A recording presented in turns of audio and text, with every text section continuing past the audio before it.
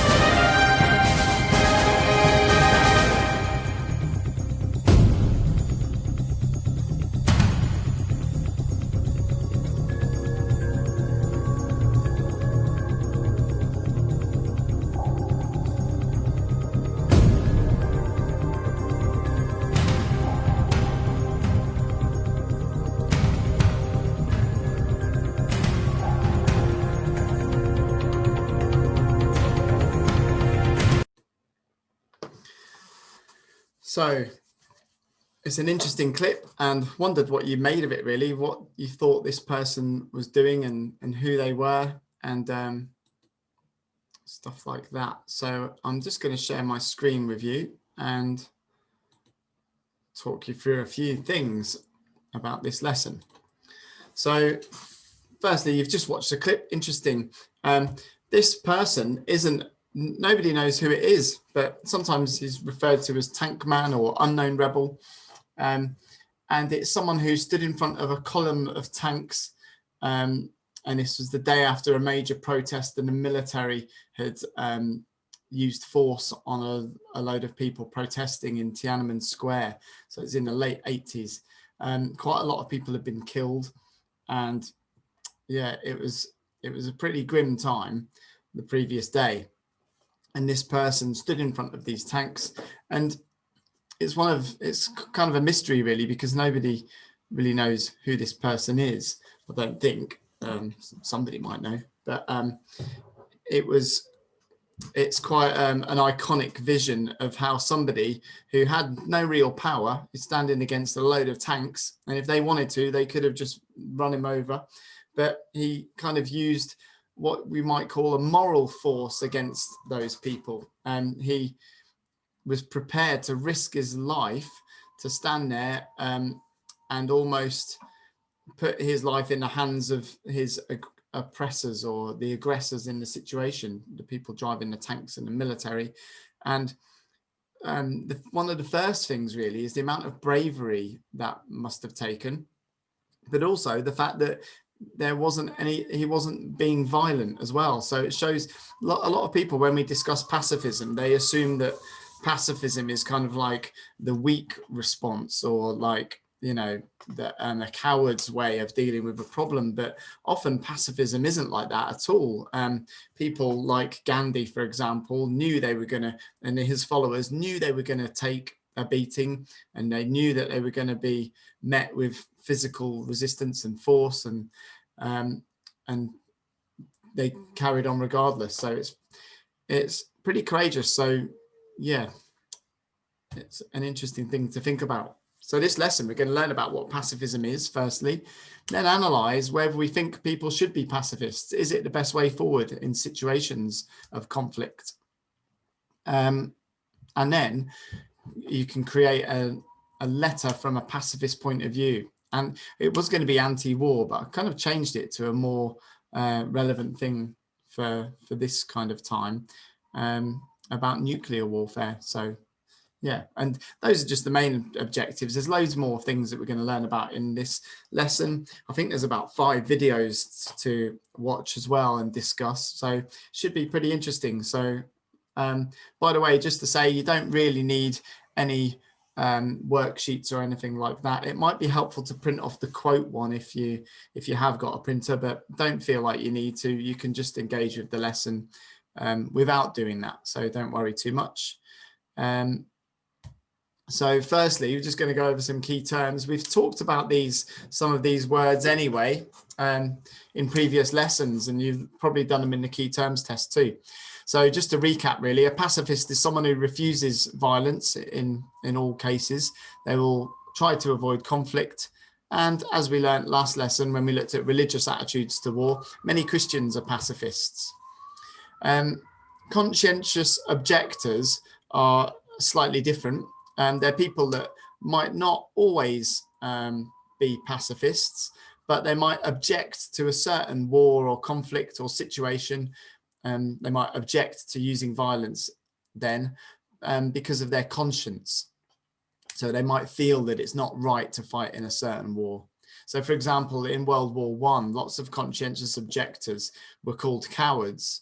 And it's that thing again, calling peaceful sort of people, like thinking that they're somehow not courageous, but these people were shot and they knew that they would be as well. So they just still stuck by that. So in World War I, yeah, lots of conscientious objectors were shot. And I think it was only recently that the government formally apologized to the families of those people who were killed in that way. But even in the modern day, you get conscientious objectors. So they might sign up to the army, for example, and then be deployed in a certain place, but they end up maybe coming to an understanding that they don't agree with that conflict. So in the Iraq war, some conscientious objectors went to prison or were court-martialed from the forces because they refused to fight.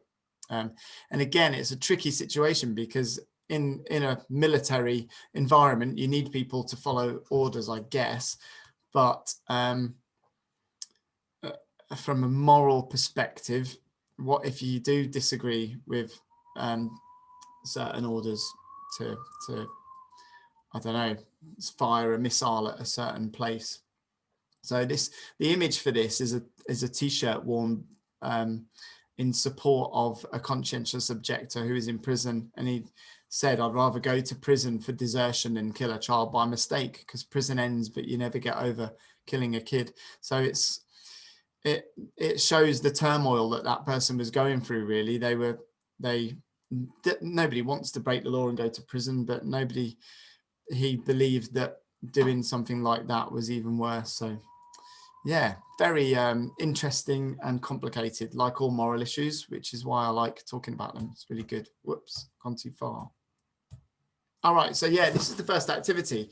If you've printed off the worksheet, there it is. It's the one that looks like that. And you just have to simply read the quotes and decide whether they're in favor of pacifism or not pacifism. So you can just put a P or an N next to each one of those. If you haven't got a printer like me, I don't want it taking up all the space and messing about with all the ink that it requires, so I wouldn't bother. But if you haven't, look, I'll just move my little face out of the way of this. There you go.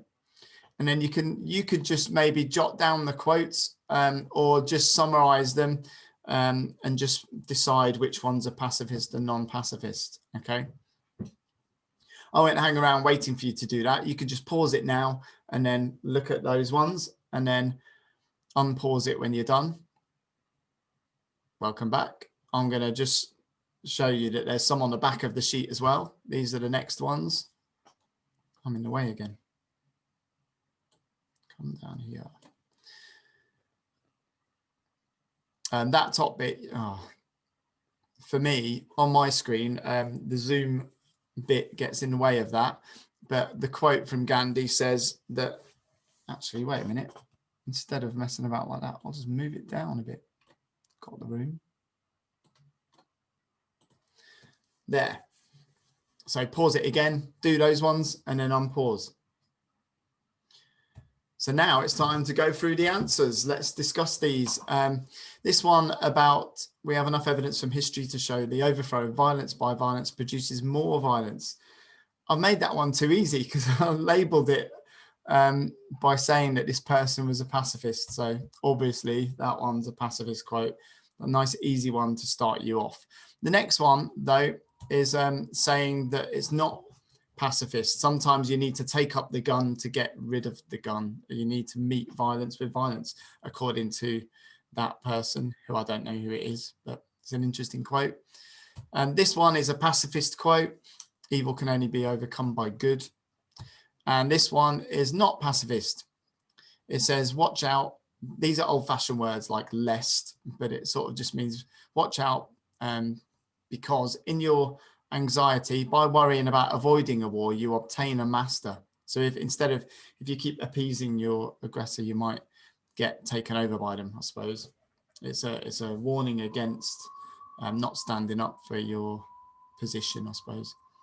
And John Stuart Mill, this one is not pacifist. John Stuart Mill here is saying that some things are worth fighting for, and you have to be prepared to suffer and endure conflict for things. This quote here, I'm in the way again. This quote here is a not pacifist one again. It's saying that if you're a pacifist, you might end up deserting people who need your help the most. So saying that you need to be prepared to fight for things in the world. And then this one is a pacifist quote from George Fox, saying that we don't like any fighting or weapons. I think George Fox was quite a famous Quaker, and I think that they're one of the denominations of Christianity that are most associated with pacifism. And then the Gandhi quote, obviously it's Gandhi, so it's probably a pacifist. This one as well is saying that you need to find new ways, basically, instead of violence. And the last one is not pacifist.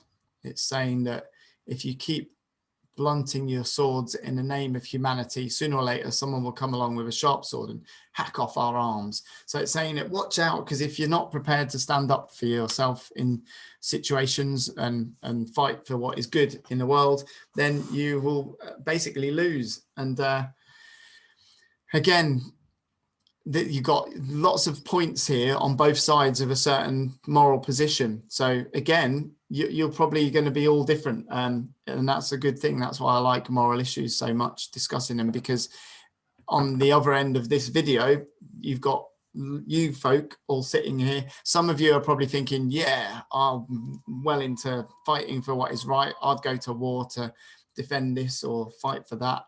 And some of you are probably thinking, no, there's nothing I would kill for, and everyone in between, you know. So that's really good. Just be thinking about where you are on the sort of scale of things, and speak to the people that you live with and talk to on a regular basis about it too. just a quick recap from a previous lesson. We've got some quotes here just to remind us that lots of people think Jesus represented pacifism. So that's why they say Christianity should be always a peaceful religion. Blessed are the peacemakers. This idea that you should love your enemies. And that quote, all who take up the sword die by the sword, it's quite interesting because sort of it's kind of saying that if you're a person who is minded to turn to violent solutions, then you're probably more likely to then be involved in conflict, and then that will could be the undoing of you, I suppose. And then it says, leave judgment to God, don't judge people. So Christianity sort of is against judgment and human beings judging situations. So yeah. However, on the flip side of that, again, we've got that issue of when Jesus chucked out the moneylenders out of the temple. He started kicking off, turned over the tables, got pretty in the face of the people who were doing that. So some people say Jesus wasn't this meek sort of pacifist person. He was just saying some good points about it, but then on some occasions was willing to fight for things as well, or at least be a bit forceful about something. And the Roman Empire adopted Christianity as their religion and converted a lot of people to Christianity as well. And they marched under a banner of the cross and Christian sort of ideas. And world leaders since then as well have used Christian language to talk about war and the fact that you need to fight and oppose evil and things like that. So it's interesting. And on that note, I'm going to show you a second video now. Just want you to watch this. I'm really sorry, this video is quite upsetting. I just watched it a minute ago to check and thought, oh, I think people are going to be upset by watching this, and it is quite emotional, really. So but if you don't feel like you have to watch it just because it's in a lesson, if you're upset, like I say, in lesson time, if you can just leave the room, but you don't even need to leave the room. Just flick it on a little bit until the video is ended. But it's about a thing that happened, I think, way before a few years before you were born, but I definitely remember it. And you must have heard of it, I guess. But it's about the attacks on the World Trade Center. So watch this video and let me know, discuss afterwards what you sort of think about it, and think about how you'd feel if this was an attack on your nation. Because obviously we don't, I don't live in America. Some of you may have lived in America, but it's difficult enough watching something like this happen when it's not your sort of society that it's happened to. But think about how you would want your government to react. Would you be angry? Would you be wanting a peaceful reaction, or would you be chomping at the bit for a full-on invasion or war? It's quite difficult because they didn't know who to fight against, but they managed to select some countries to invade as a result of this, I suppose. Anyway, enough of my rambling. Watch the video and see what you think.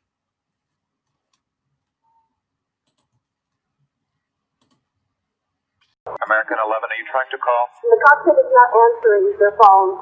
Our number 1 has been staffed and our 5 has been staffed. I'm going to call from Washington. I have a situation with American 11, a possible hijack. What's going on, Betty? The aircraft is erratic again. Problem, very erratic.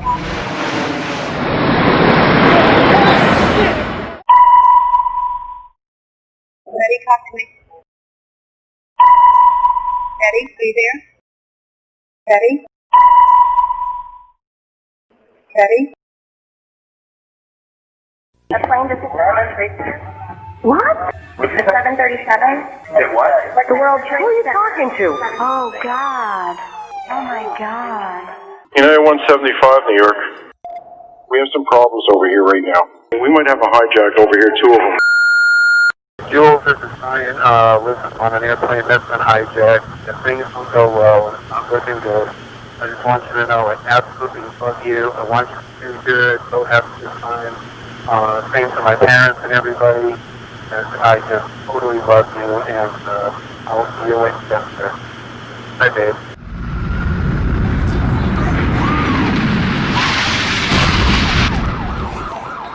What are those people gonna do? All the elevators are blocked out. Oh my God! So both towers are now. Okay, I got an aircraft 6 miles east of the White House. Crystal City, just north of Crystal City. Just to the north of your town. Yeah, stop all departures. Pentagon just got hit. Don't say that. God damn, I can't even protect my NCA. United 93, that traffic for you is 1 o'clock, 12 miles eastbound 370. Negative contact, we're looking, United 93. United 93, Cleveland, if you hear the center ident. Сега се да, и при мен седи, я да бъда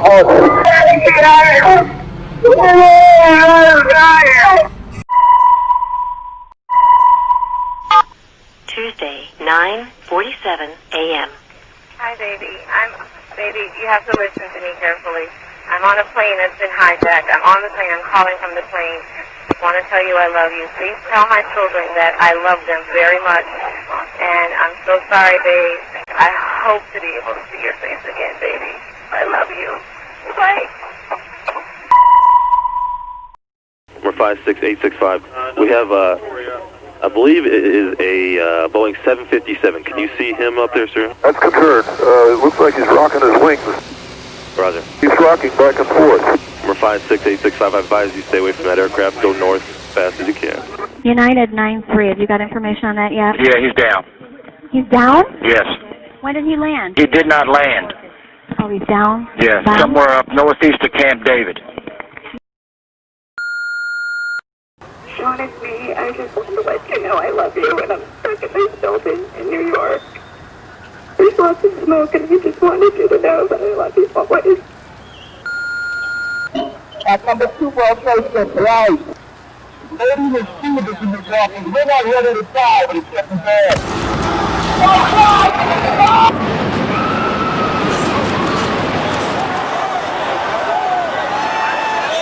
I'm on the 83rd floor. I'm gonna die, aren't I? No. I'm gonna die. Liv, say your prayers. We're gonna think positive because you gotta help each other get off the floor. I'm Now, gonna die.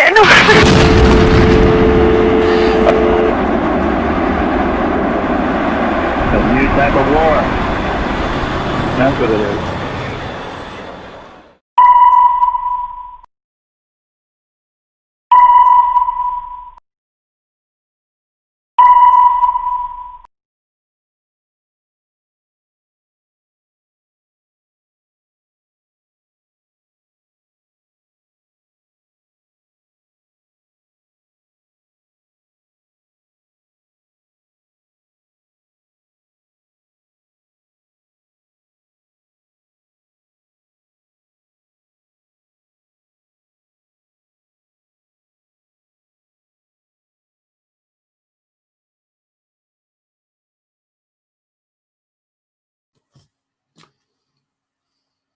Okay, so in the second part of this section of the lesson, I'm going to show you a video clip of the response that President Bush, who was the president of the USA at the time of this attack, he went and this is his speech from the National Archives that he gave after that attack. Again, we'll discuss it afterwards, but just listen to what he says and think, you know, do you agree with what he says? And is try and think what his stance is. Do you think he's arguing for a pacifist kind of response, or is he arguing for a war, just war sort of response, a military response? See what you think. We'll discuss it afterwards.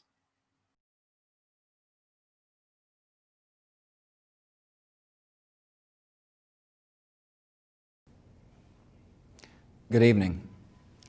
Today, our fellow citizens, our way of life, our very freedom came under attack in a series of deliberate and deadly terrorist acts.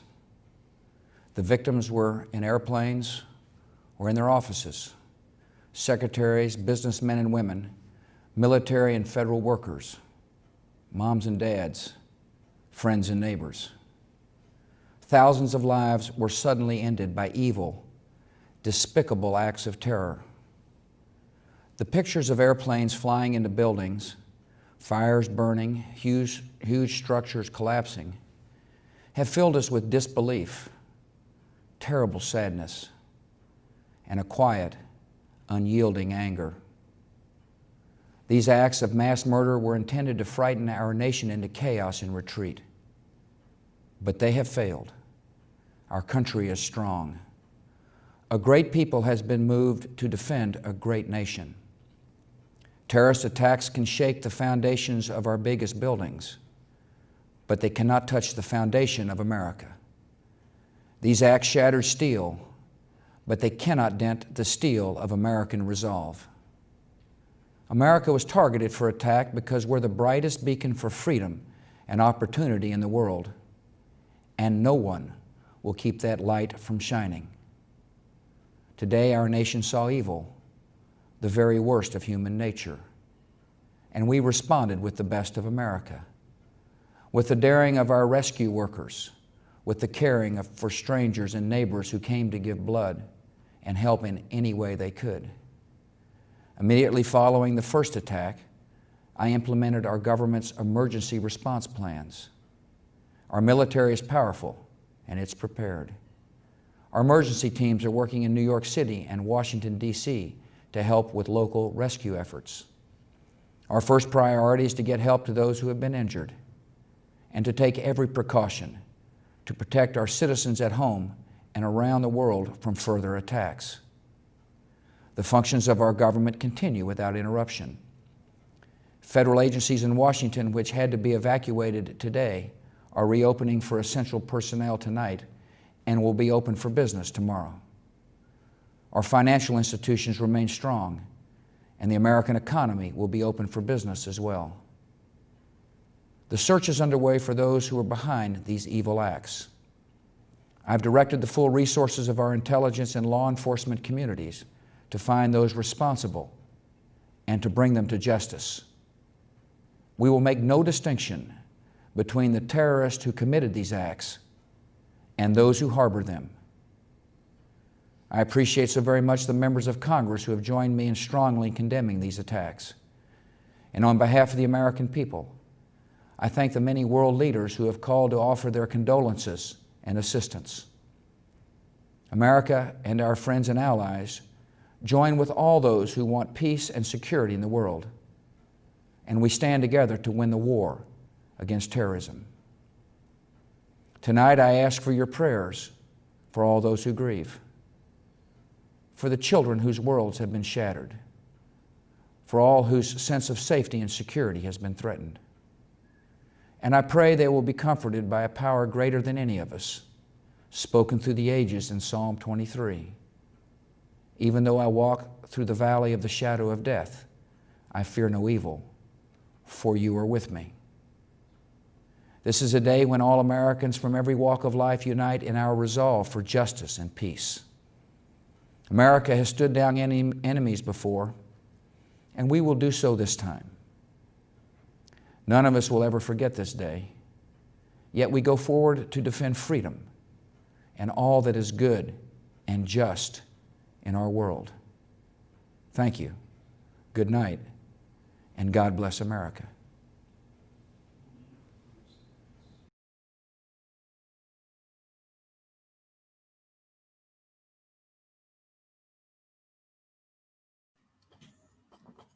Hello, welcome back from watching that video. So the president of the USA at the time, I asked you, did you agree with his response to the attacks? And yeah, how would you describe his stance on the conflict? Why do you think he was using religious language?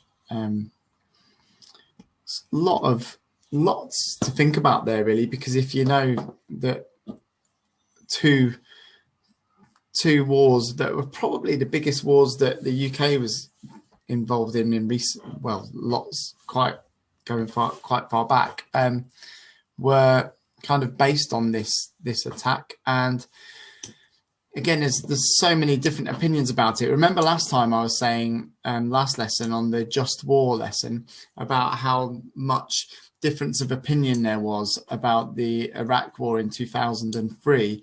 Well, again, it's similar in people's views about the wars that have been fought in recent years by the US and America.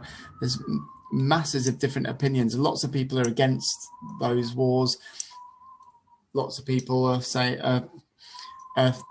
thinking that that they reached good outcomes in some ways. So yeah, just wonder what you thought about that.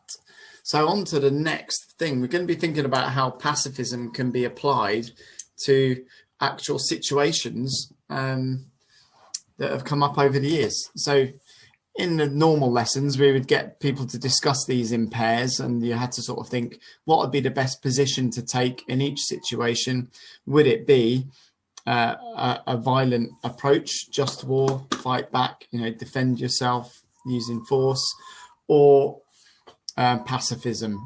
Would it be that the best way to deal with this thing is a peaceful solution where you refuse to fight and engage in war?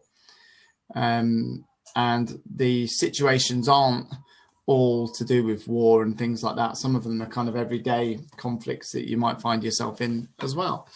So it's just the purpose of this part of the lesson is just to really get your opinion and practice expressing what you think about these kinds of things. So the first one is World War II. Imagine that you're in the 40s, your country's under threat. You're able to fight in a war.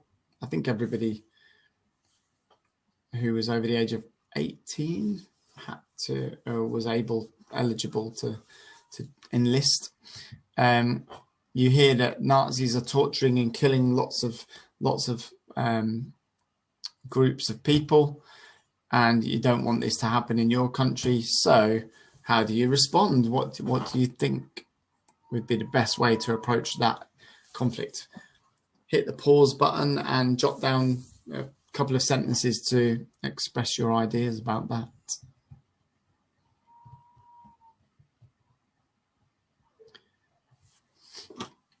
It's always a tricky one with war, because lots of people, when have done this lesson in the past, say, yeah, I'll go and fight in a war. But I think people underestimate sometimes how really dreadful it would be to fight in a war. So I think you have to really believe in what you're fighting for. And I think in that case, almost everybody probably did believe it. But what about the war in Iraq? This was the war that we were talking about last lesson when we were thinking about the just war theory. Remember that this one was much more divisive in terms of the people's opinions about it. You might remember from last lesson that it started off that the weapons of mass destruction element of this was emphasized as to justify the war. But then as the war went on and the weapons weren't found, people, I think it's fair to say that the government switched their main motive for the war to be deposing this dictator who was in charge of the country. So again, think whether you see that as a valid reason to have a conflict. Pause it and jot down a couple of ideas. Again, there's no right or wrong answer to this. There's mainstream bodies of opinion on both sides. Next one, bullying. So this is one that I reckon almost everybody's been bullied at some stage. I know I definitely was. And what should you do?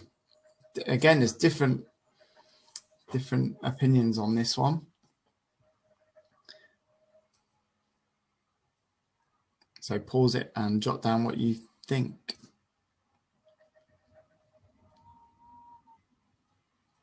Again, just like the war, just like the war ones, this one divides opinion massively as well. And I think, I don't know, from discussions had in lessons, I think people's attitudes to bullying are mainly influenced by parents, I guess. Some people say, oh, my mum says if someone bullies me or hits me, I'll just smack them right back. And yeah, so there's that kind of approach. And people get taught, you know, you've got to stand up for yourself. And if you don't, bullies will think that you're a victim and they can keep doing it. But at school, we sort of say if there's bullying, you've got to report it. You've got to, you know, tell your teacher and it'll be dealt with in a different way. But yeah, so that is a tricky one. That's probably more controversial than the Iraq war, I'd imagine. People have different opinions about this one. And the next one is final one, really. It's Saturday evening, you're walking home from a friend's house, it's dark, you take a shortcut to get down an alleyway. I just need to move myself out of the way again. Hang on, get out of the way. And someone comes towards you, pins you against the wall and says, I've got a knife. I want your phone and your money. What would you do then? It's, again, a tricky one. Jot down your actual opinion and say what you think you would do. And just like all the others, that one divides opinion as well. I remember a friend of mine, when I worked at Burger King, he was in London and he said that a gang just came up with, they were obviously armed, they had knives, they said, give me your wallet. And he said, yeah, all right. And he handed it over. And I think, judging by that situation, he probably made the right choice. But then I remember watching on TV, you probably don't know at your age who this person is, but this guy who was on telly ages ago called Chris Tarrant, he used to present a program called Who Wants to Be a Millionaire? And he read out the questions. I remember watching him on an interview on TV on a talk show or something. And he said that he was, someone attempted to mug him and he just lashed out. He just said, I just said no, and punched the person. And, you know, he was basically saying that what you should do is just attack people who try and mug you. But again, it's tricky because you could end up making the situation worse. I think the official advice from police and stuff is that if someone mugs you, you should throw your wallet far away and then move in the opposite direction. And then it confuses the mugger because they've got to decide, shall I get their wallet or shall I chase after the person? What shall I do? But again, there's probably no correct, definitive answer to that question. I guess you just have to do what you think's right in a situation, but which is why it's pretty good to think about it now. I guess it depends. So yeah, overall, weigh up your ideas.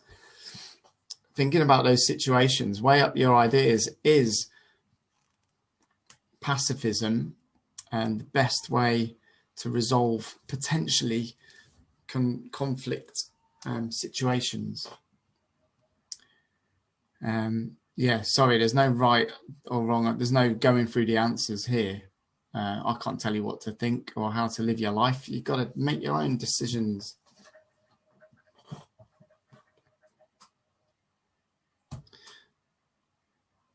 And also, here's just a few opinions about whether pacifism or violence are the best ways to resolve other problems as well.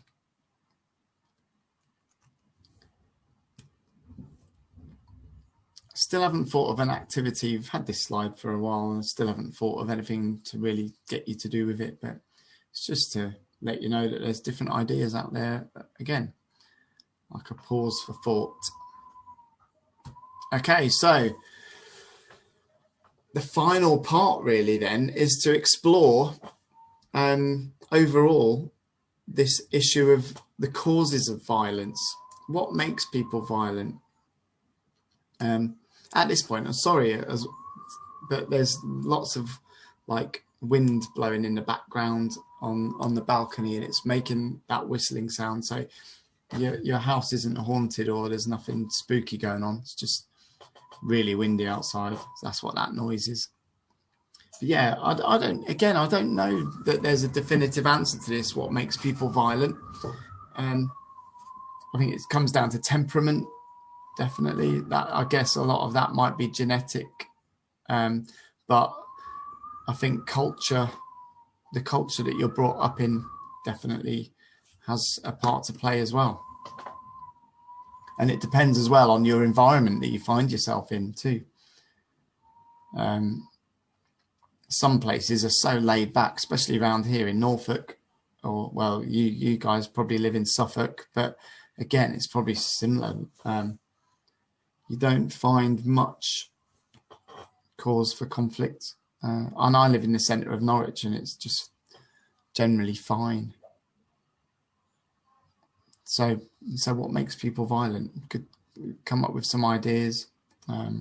If this was a live lesson, I'd say put your ideas in the chat bar, but just jot down some ideas. And finally, got some video clips again to show you. I'm going to edit these clips into this video back to back so that you can watch them straight one after another. But I thought I'd just introduce them to you first because, again, these clips will be controversial, that you'll think, what's this saying? What's the message here? And again, what I want you to think about really is what are these clips saying about the causes of violence? What makes these kinds of conflict situations happen? And so there's two clips really, but they're both from the same movie, and it's a documentary film made in 2002, and it's called Bowling for Columbine.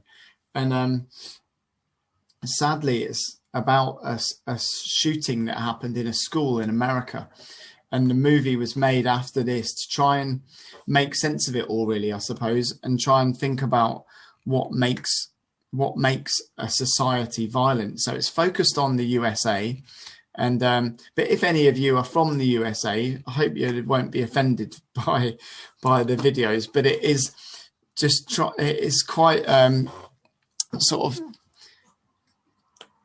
it's a good documentary, I think, but it's trying to get to the bottom of why in the USA in particular these kinds of incidents tend to happen, whereas they might not happen so much in other places. I know they still do happen elsewhere, but yeah, it's just trying to make sense of that really. So there's two clips. The first one is set to the soundtrack of Wonderful World by Louis Armstrong, and it's about the US foreign policy after World War II and how that has sort of influenced and changed the world and made yeah, I guess it's about, well, I won't tell you what it's about. You just watch that and think, see if you can think, what is the filmmaker trying to say about what causes some of these conflicts and these situations to come about.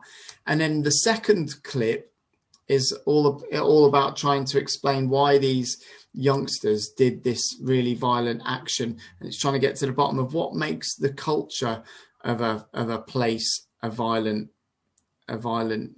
environment, I suppose. So it looks at cultural factors and looks at the history of America in particular.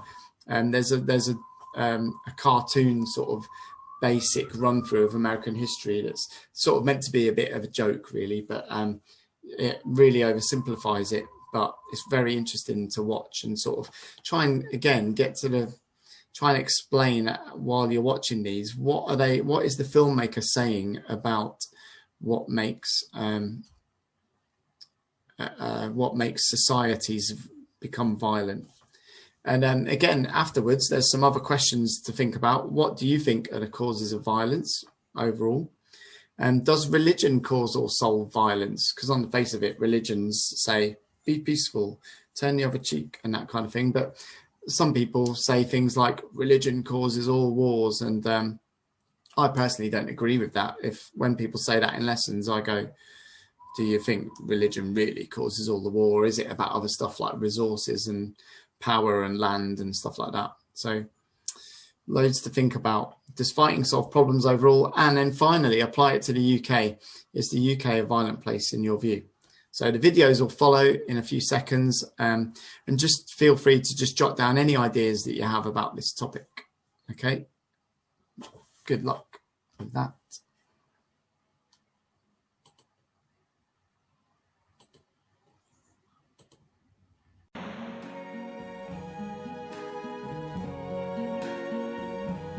I see trees of green, red roses too.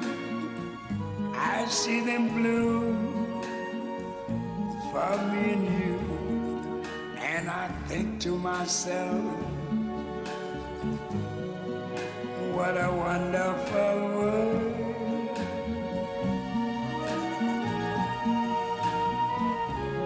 I see skies of blue and clouds of white, the bright blessed day, the dark sacred night. And I think to myself, what a wonderful world.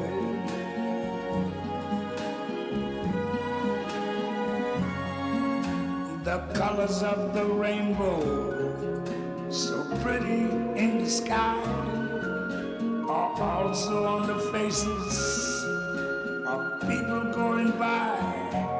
I see friends shaking hands, saying, how do you do? They're really saying, I love you. I hear babies cry, I watch them grow. They learn much more than I never knew. And I think to myself, what a wonderful world. Yes, I think to myself, what a wonderful world.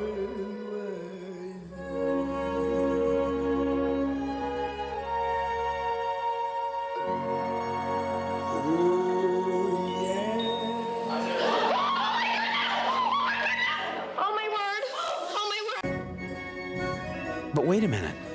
There's lots of bowling going on in other countries.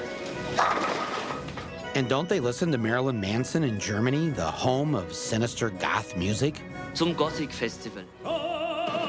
Don't they watch the same violent movies in France? No. Most of the violent video games are from Japan.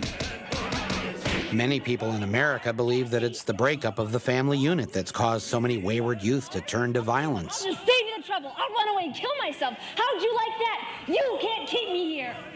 But statistics show that there are more broken homes and divorce in Great Britain than in the U.S. It's official. Fergie's marriage has ended. Liberals contend that it's all the poverty we have in America that causes all this violence. But the unemployment rate in Canada is twice what it is here. Of course, most people say it's because we Americans have a violent history, a violent past. Cowboys and Indians, the Wild West, a history of conquering and bloodshed. Well, if that's all it takes to end up with such a violent society like we have in America, how do you explain this?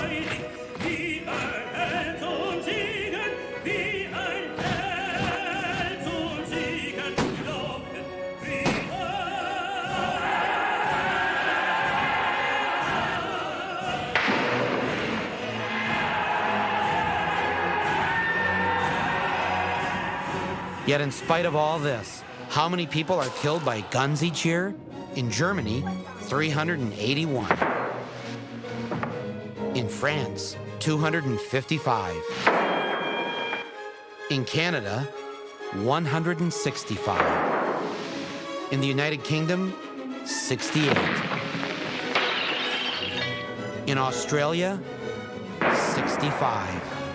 In Japan, 39. In the United States, 11,127. But that to me brings up an important question. Then what is so different about Americans? Are we homicidal in nature?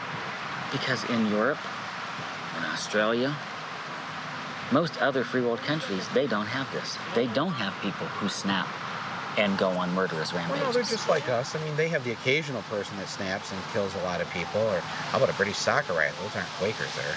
Every time that I bring up comparisons with other free world countries, what I hear is, oh, our culture is so different. We're so different. And as you said, they have violent video games. They have violent movies. They have alienated youth. They, like us, don't have prayer in schools. What is so radically different? What is it about us? What is it? What is it? What is it? What is it? I don't know. Now it's time for a brief history of the United States of America. Hi, boys and girls, ready to get started? Once upon a time, there were these people in Europe called pilgrims, and they were afraid of being persecuted.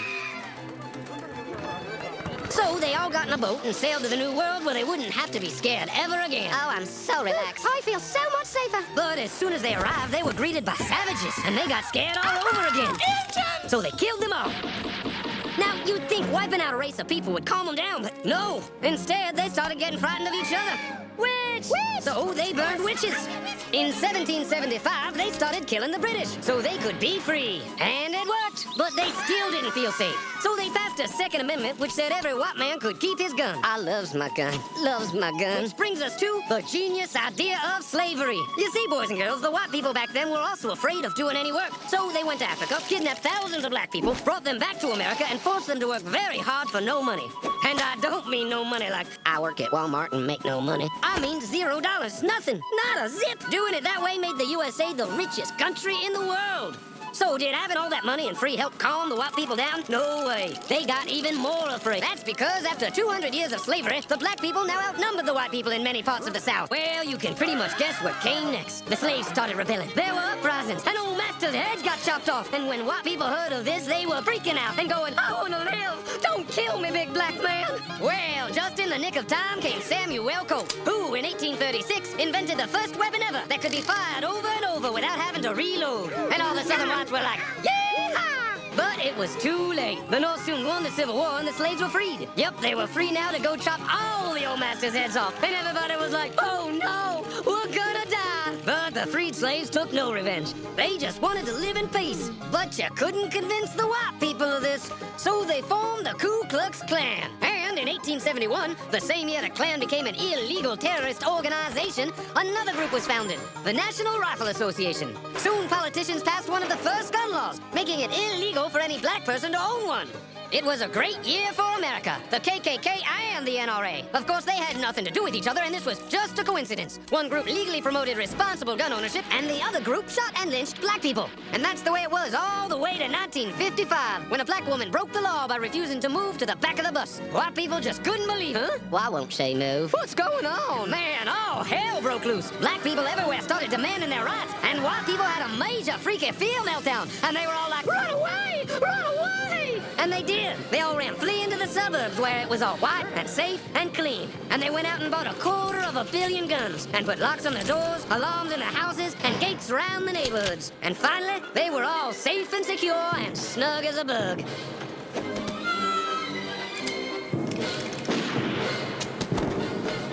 And everyone lived happily ever after.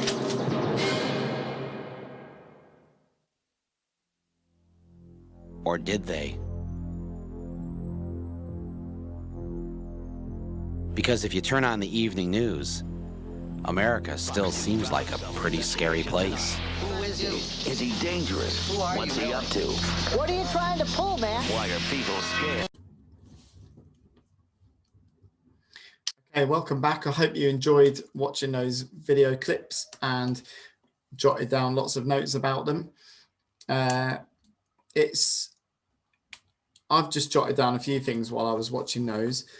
I think that the first clip is talking about the US involvement in lots of different countries after World War II, and how that led to really complicated issues arising for them in terms of supporting different countries and then supporting other countries and then funding rebellions in other nations. And I don't know what was going through the minds of all the different policymakers at the times, but I guess the filmmaker there is probably suggesting that they've at least got into a muddle about who to support and at which times. And sometimes you might fund one rebellion in a country because you think these people need support against a different enemy, and then that might come back to bite. I think that they're suggesting that came back to bite the US there, in that they made enemies, I suppose. But again, I suppose it's suggesting that if you get involved in lots of conflicts, then conflict might find you back. I think that's what, having seen the rest of the film, I think that's what they're kind of suggesting there. I don't really know what I think about that, because I think sometimes it might be good for a country like the USA or the UK to get involved in world affairs when they think they can do something good. So yeah, I'm not sure about that one. I think generally war's probably bad. You know, most people would say that that's not a controversial thing to think, but it depends. Again, thinking back to the just war theory stuff from the previous lesson, it depends why you're getting involved in a war and what the aim is for you, and whether you can justify that to other people as well, I suppose. So yeah, it's tricky. I'll be interested to find out what all your opinions were about that clip. The second clip was really interesting as well, because I wrote down here that it's suggesting that that greater availability of weapons and guns and things in the US obviously leads to more deaths caused by those weapons.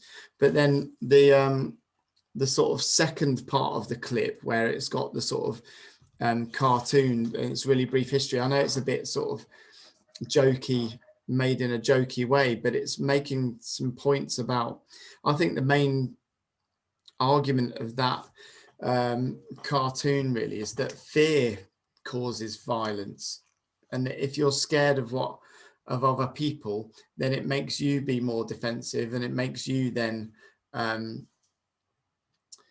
be more willing to be violent, not even to counterattack, but to kind of preempt violence that you might expect by other people.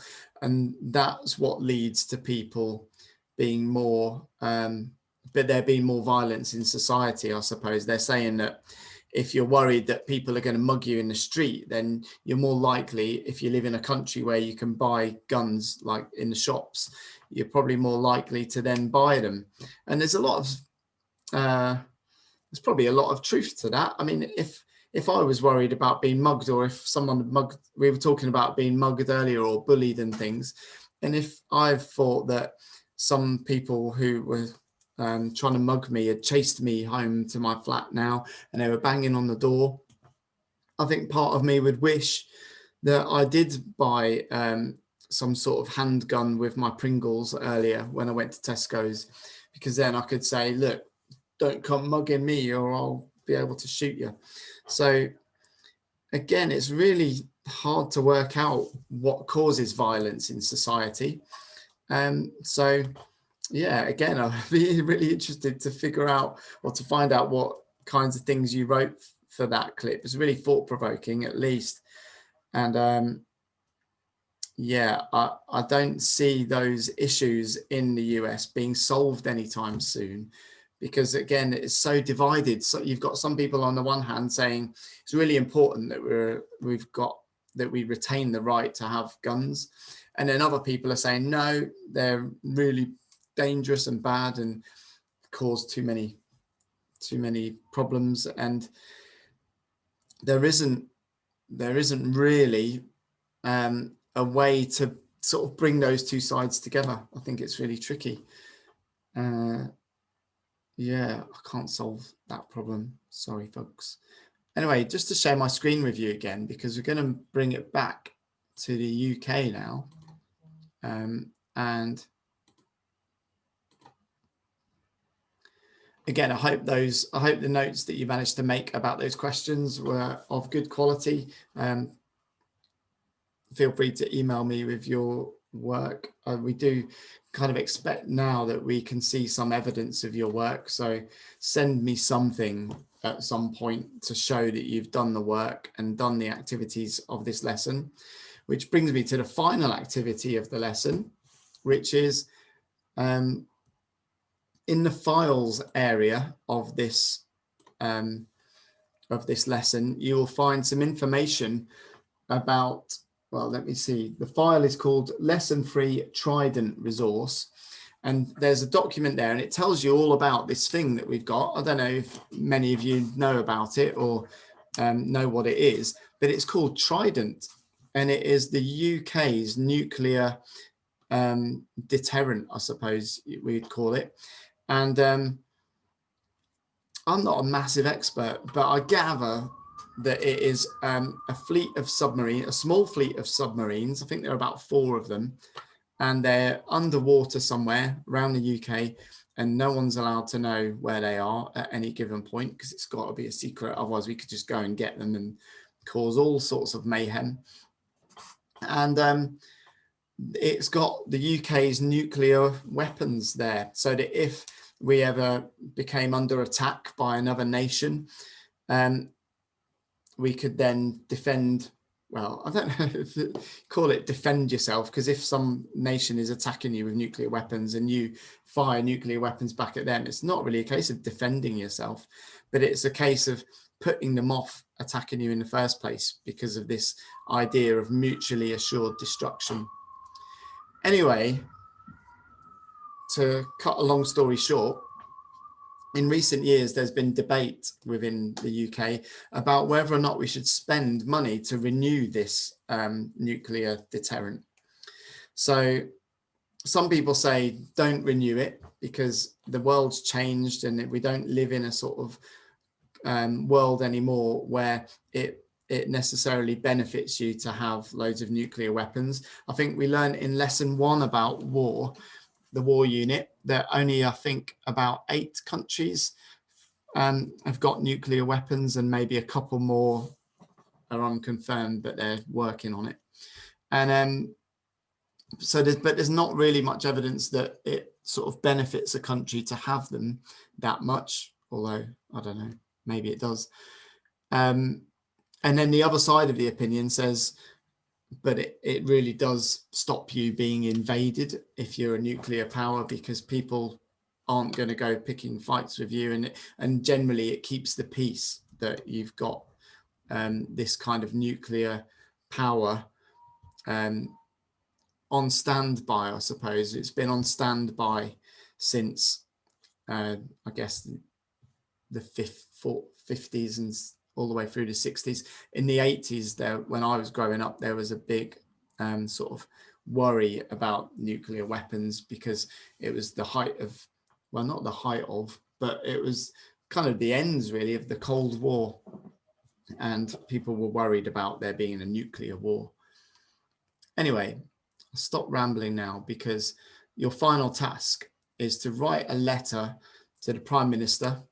Imagine that you're a pacifist and you're writing a letter to the Prime Minister, persuading them to either, A, again, it depends what your opinion is on this. You can either say, A, you want to withdraw funding to renew the Trident weapons program because you think weapons of mass destruction should be abolished because they lead to suffering and mass destruction and stuff like that. Or if you think, B, that it should be renewed because you believe that a nuclear deterrent keeps the peace, then you can write to persuade the Prime Minister to do that.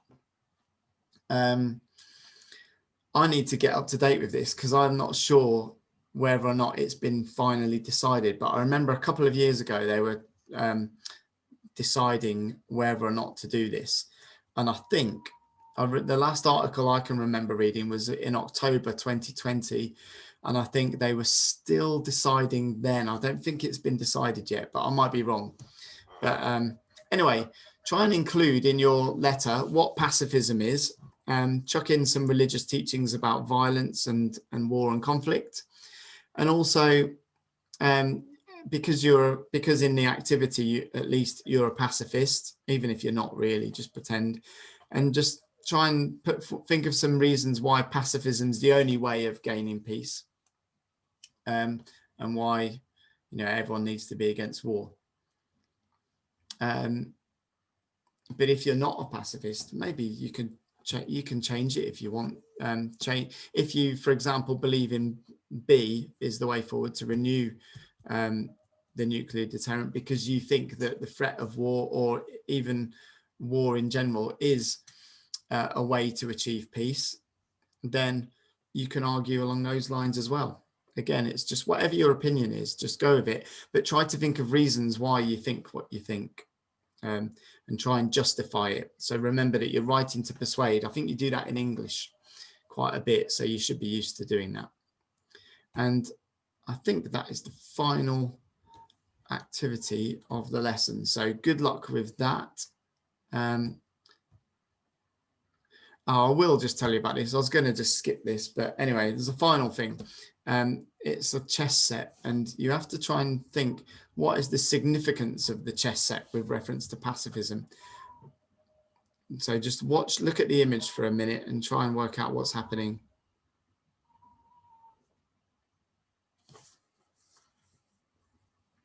It's I always think it's obvious because I know the answer, but students generally think, no, what's going on? I don't really know.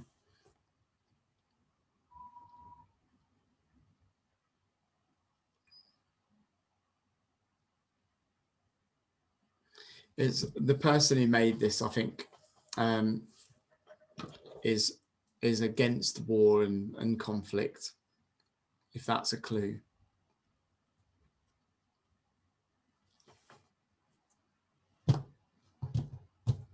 Right, I'll tell you the answer. So you've had a bit of time to think about that.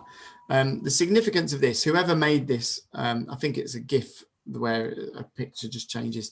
But the significance of this is that at first sight, it looks like a normal chess set, but all the pieces are the same. As they move into the middle, you see that they're actually the same. It's not like white pieces on the left and black pieces on the right as a regular chess set would be. So it's as the pieces move into the middle, you see that the conflicts would be impossible, because you'd see that they're actually the same. It's only the board and the environment that they're in that makes them look different. And I think whoever did this was trying to say that, I think my suspicion is that whoever made it is arguing from a pacifist point of view. And what they're probably trying to say is that if you're in a war against other people, you might think they've got different uniforms. They're wearing blue uniforms and we've got grey uniforms or whatever. And so we're against them. But as they move in, as the pieces here move into the middle and meet each other and start to fight, it becomes clear that they are in fact the same. So I guess it's kind of a metaphor, maybe, for someone who's in a conflict and they've come face to face with an enemy and they think, this person's my enemy, I've got to kill them now. But they sort of realize that they're just both people with families and stuff like that, and they've probably got quite a lot in common maybe, but they're just circumstances have led them to be in conflict against each other. So that leads them both to an understanding that they're just both human beings and maybe shouldn't be killing each other and things like that. So it's a bit of a cheesy end to the lesson there. But anyway, I hope you learned loads about ideas about pacifism and conflict and violence in today's lesson. And yeah, I'd be interested to see your work when you manage to email it to me. And well done for all the work that you've done and all the thinking that you've done about these issues. And I'll see you next lesson. Well done. I'll speak to you soon.